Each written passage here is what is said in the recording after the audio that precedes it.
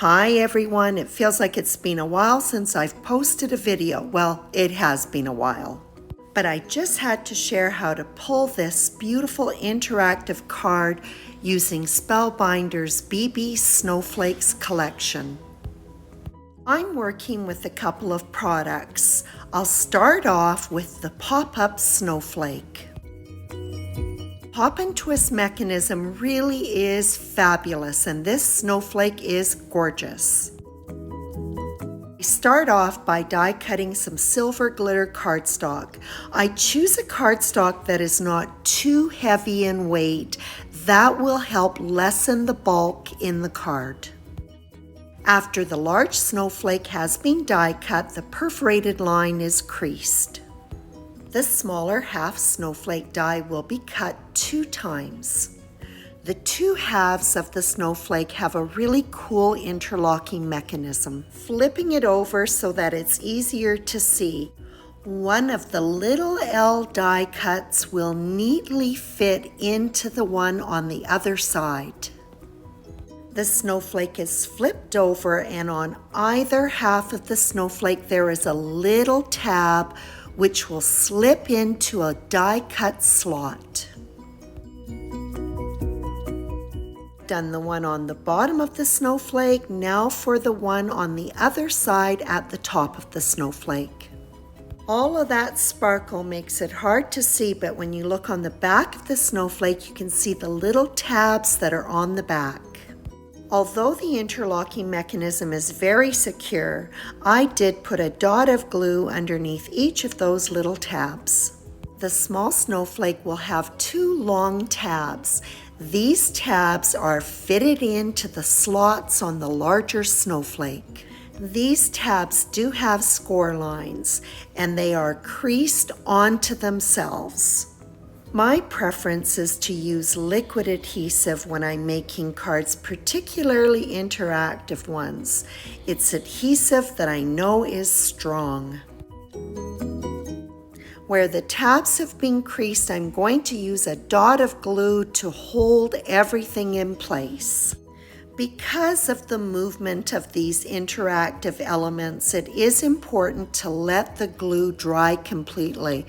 Reverse tweezers can be your best friend. This die set comes with 2 additional elements that can be layered on, either a banner or an ornament. I'm going to use the banner. Pop-up holder has been die cut from black cardstock. There's a score line in the middle, and I fold that downwards. The 2 little tabs on either side are folded upwards. There it is, you can see the shape that it produces. On one side, I add liquid adhesive. The banner, which was later changed to white, will match up perfectly on the end of this little pop-up mechanism. Pretty hard to see the sentiment with all that glitter, but it does say greetings. On the smaller snowflake layer, there are 2 slots. One tab is slipped through the slot, and on the back I add some adhesive and let it dry before I do the other side. After a couple of minutes, the tab on the other side of the mechanism is slipped into the slot, and that is adhered as well. The panels for the card front and the inside of the card were prepared ahead of time. For the inside of the card, I had 1 large panel which I later cut into 2 so that the card would fold nicely. The 2 panels are laid side by side, and I use a little bit of low-tack tape on the back to hold it in place. This die is going to produce the slots to attach the snowflake. The line of the die that intersects the X is lined up between the 2 panels, and you can see the 2 slots on each panel that are diagonal to one another. The next die is going to produce the pop and twist mechanism. There are several score lines. The score lines on either side of the hexagon are folded downwards.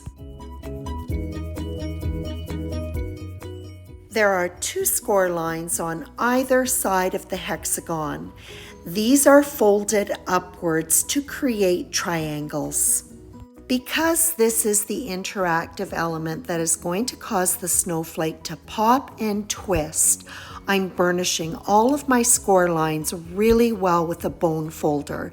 This will ensure that the action is smooth.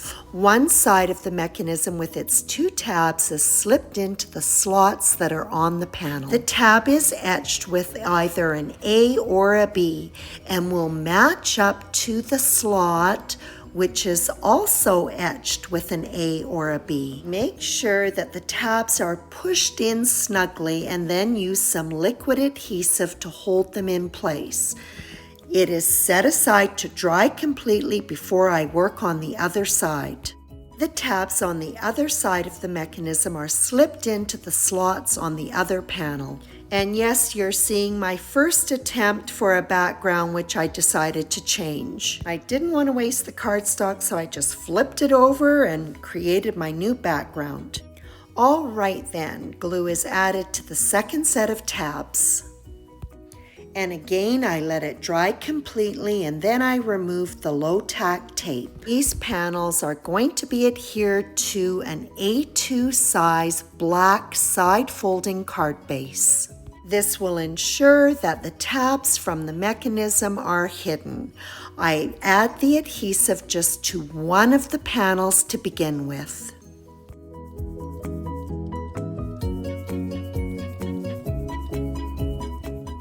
The panel is lined up, pushed right up against the crease down the middle of the card base. The other half of the inside panel is lined up. I fold it to make sure everything's going to fit nicely.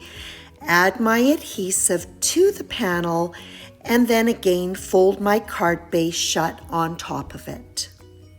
A little bit of the background that I've adhered is overhanging, and I use the guillotine to take off those slivers. Using the 2 panels as opposed to one large one inside the card base will ensure that the card folds nicely with not a lot of additional bulk.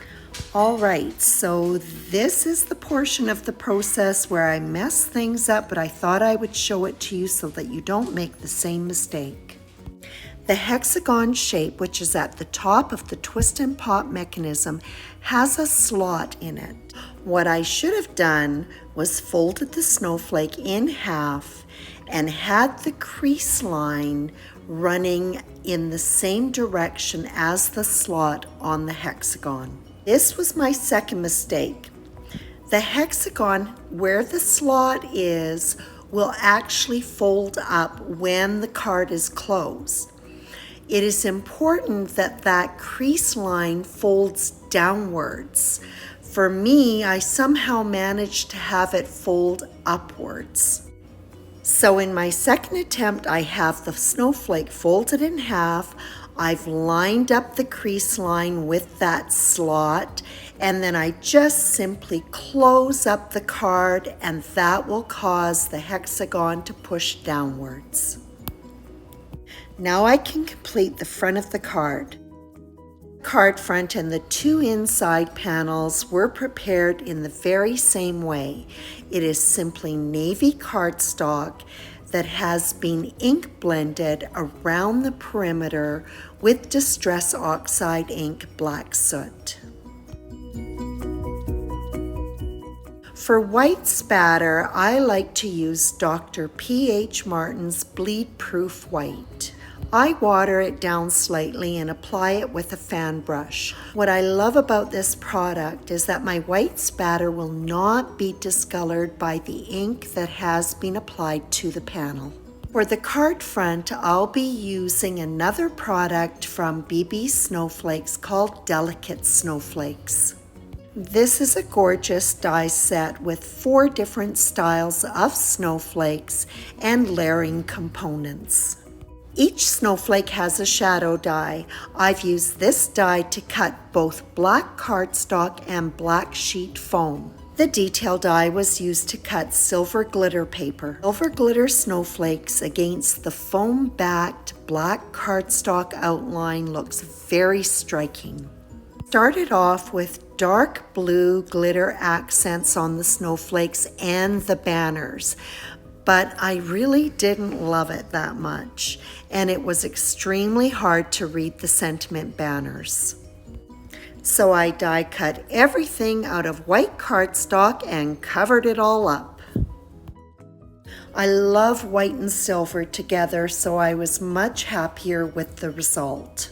On the inside of the card, I did cover up the blue glitter flag with a white one. I also added in 2 white shadow die cuts of the snowflakes so that I could write a handwritten note.